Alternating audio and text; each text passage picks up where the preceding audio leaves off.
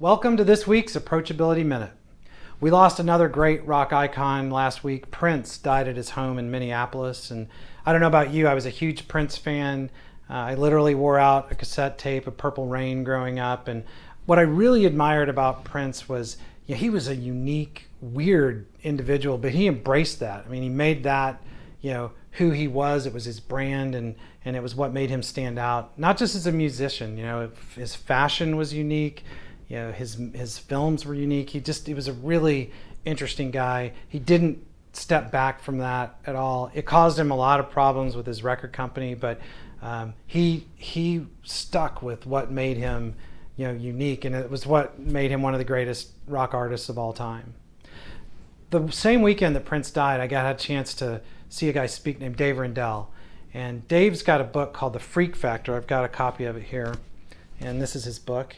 And I'm not holding it upside down. Dave, as you might imagine, with a book called Freak Factor, he's upside down. Dave's message is really interesting. It's that the things that make us unique, maybe make us weird, the things that we probably call our weaknesses are often the things that are our greatest strengths.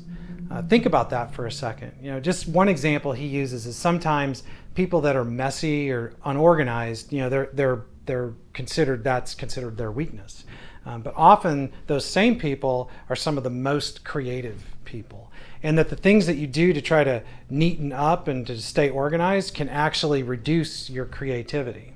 So one of the things that Dave teaches is that it's really important for us to embrace the things that make us unique and embrace our so-called weaknesses, because that can actually amplify and improve our strengths. I want you to think about that this week. Two things. First, what's your freak factor? What are the things that make you, a unique individual like Prince? You might consider some of those things your weaknesses, and I really want you to think about Dave's message.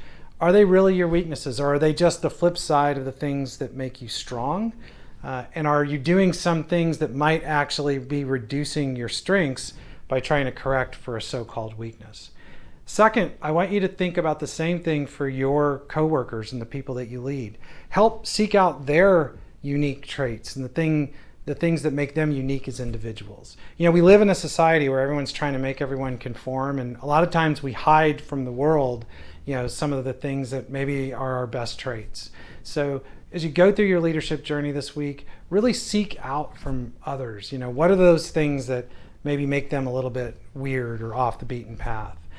You may be surprised what you learn, and help them understand what Dave teaches, which is sometimes the things you consider a weakness are actually your greatest strengths. So think about those two things as you go through your leadership journey this week, and that's this week's Approachability Minute.